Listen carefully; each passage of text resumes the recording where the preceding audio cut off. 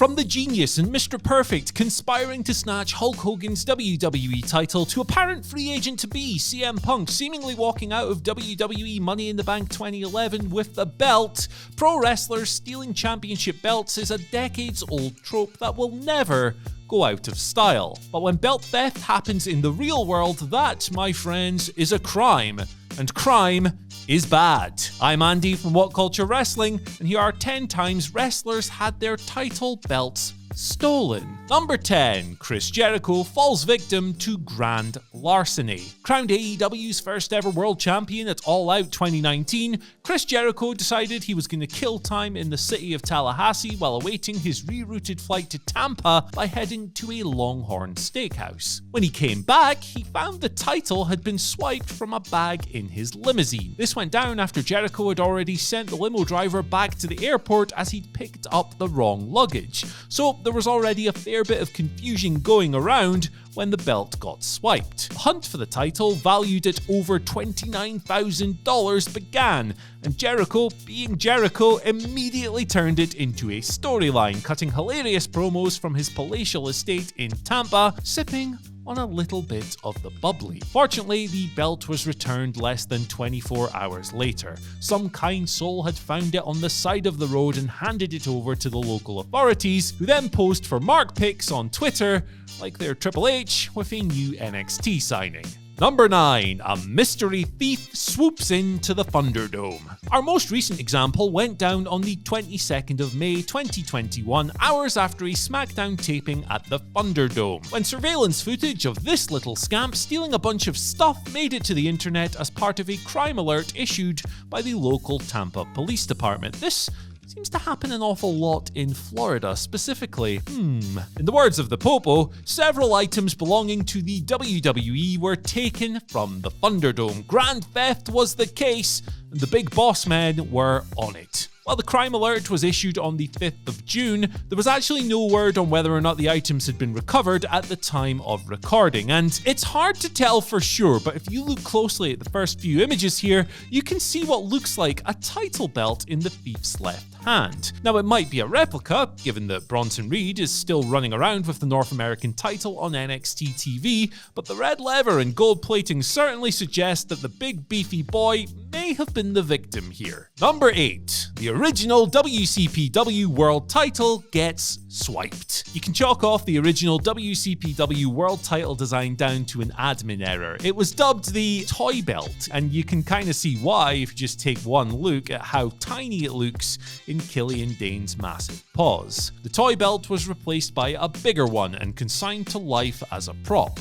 Then WCPW champion Joe Hendry used said prop at his merch table during a WCPW show in Edinburgh circa 2017. And unfortunately, that was the last anyone saw of it. The Toy Belt was there at the start of the show but gone by the end. Nobody knows where it went, but it was gone, and it has never been seen since.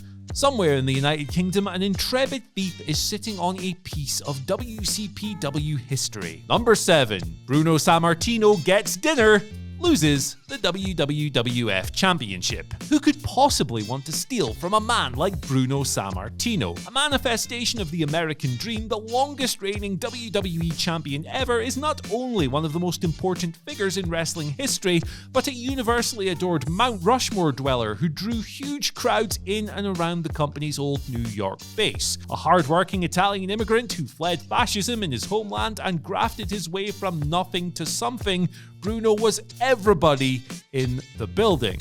The truest man of the people that the McMahon territory had ever seen. But just like Chris Jericho did 54 years later, Sammartino had his WWWF Championship belt stolen from his car while he was eating dinner after a big victory. Bruno had successfully defeated Tarzan Tyler inside Madison Square Garden. Returning from his meal, he discovered that some rascal had broken into his car, taken the belt, and fled. That specific belt was never recovered. Number 6. Pedro Morales maybe pawns his own WWWF title, or maybe gets robbed. Amazingly, the second babyface to ever hold the WWWF Championship also had it stolen while he was eating dinner. Maybe. Morales always claimed that, like Bruno before him, the belt was swiped while he was eating in a restaurant. Pedro's title was actually found, however, as historian Tom Burke ended up seeing it in a pawn shop and buying the bloody thing. But should we believe Morales on this? It really is hard to say, as a popular, conflicting rumour persists, stating that Morales actually pawned the strap himself in order to pay his gambling debts. Number 5. The big gold belt goes missing. It really is an iconic design, this one, but the original strap that debuted back in 1986 is believed to have gone missing after Starrcade 2000, where Scott Steiner defeated Sid Vicious. A replica was used thereafter, even when WCW was bought by WWE a few months later.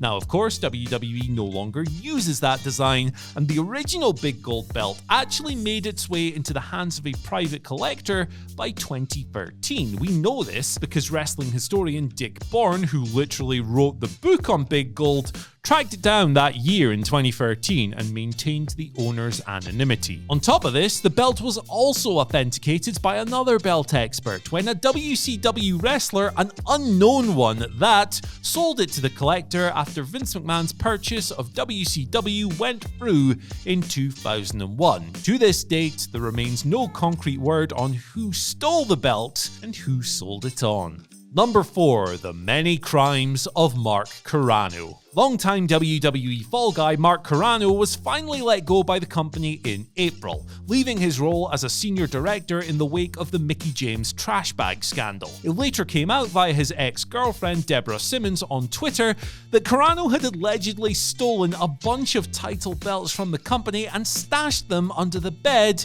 in his guest bedroom. Now, there's no word on which belts exactly Carrano stole, but Simmons tagged Triple H and Stephanie McMahon in the since deleted tweet, so maybe they're on the case. Number 3. Austin Aries' TNA title gets stolen by fans. Austin Aries was TNA Heavyweight Champion on the 18th of August 2012 when the strap was swiped at a house show in Iowa. As reported by TMZ at the time, a couple of suspects allegedly grabbed the strap the second a stagehand had turned their back, taking a replica belt at the same time. They fled the building, the police were notified, and the suspects were identified on CCTV, leading to them being arrested and charged. Fortunately for TNA, their world title was returned within 2 days of the act, which must have come as a relief. But the promotion were later accused of misrepresenting its value to the police, saying that it was worth $6,000 when in reality it was priced at less than half that, which is basically the most TNA thing I think I've ever heard. Number 2. Walter's NXT UK title gets stolen. It generally isn't a good idea to steal things from a guy capable of caving in your entire ribcage with a single chop, but December 2019 saw somebody with no sense of self-preservation snatch Walter's WWE United Kingdom title as well as his passports. Per PW Insider, the incident went down in Chicago. The items were taken from Walter's rental car at the same time as Timothy Thatcher's vehicle was broken into as well, as the two prepared to wrestle for Evolve later that evening. Ultimately, WWE never had the belt returned, and neither did Walter, so the company had to go away and make a new one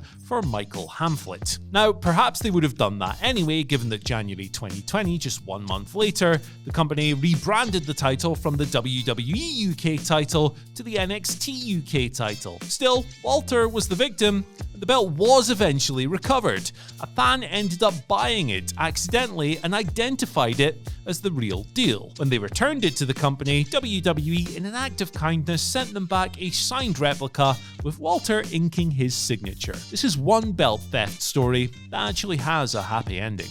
Number 1. Jerry Lawler falls victim in Memphis. Jerry Lawler has actually been on both sides of the belt theft equation. Defeating Kerry Von Erich at Super Clash 3 made him the unified AWA and WCCW champion, but when AWA chief Vern Gagne decided that he didn't want to go ahead with the unification after all, Lawler said that he'd only return the AWA title after he was paid for Super Clash. When Gagne said no, Lawler kept the belt, and he used it as a title in the Memphis-based USWA, which kicked off the following year.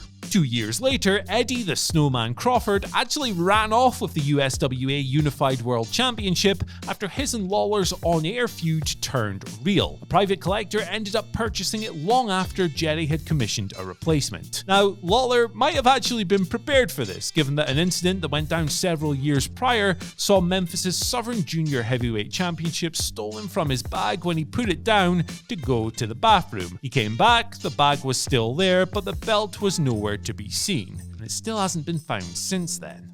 So that's our list, but what do you guys think? Let us know down in the comment section below. After that, don't forget to like, share, subscribe, and ring the bell for notifications. Then, you can follow us on Twitter at WhatCultureWWE and myself at Andy H. Murray. You can tell me how wrong I am. Goodbye.